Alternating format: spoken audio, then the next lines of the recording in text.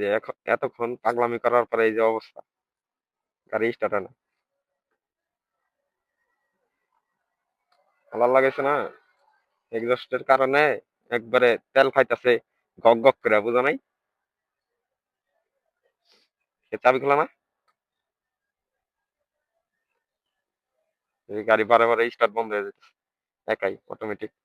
না, গাড়ি ওভারহিট হয়েছে, ওভারহিট হয়েছে না? জাকিদা দেখ, তেল আছে নাকি।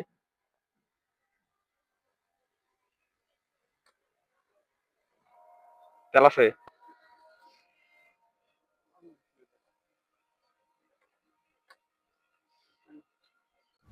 তো এখান থেকে মাইক্রোফোনের ভয়েসটা আর কি রেকর্ড হয়নি। তো অনেক টানাটানির পরেও এটা খুলতেছিল না আর কি।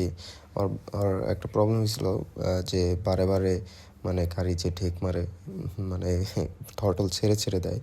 তো ওই কারণে ওই চাবিটা খুলতে চাইছিল আর কি। তো চাবিটা খুলতেছিল না, ট্যাঙ্কিতে তেল আছে নাকি দেখার জন্য।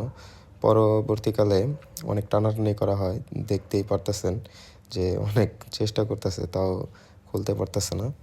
পরে গাড়ি গ্যারেজে নিয়ে যাওয়া হয় এবং ওইটা অনেক জিনিস তেল মশলা লাগিয়ে পরে গাড়ির চাবিটা আর কি খোলা হয়। জিএসএক্সের হয়তো এই প্রবলেমটা অনেকেই ফেস করে থাকে।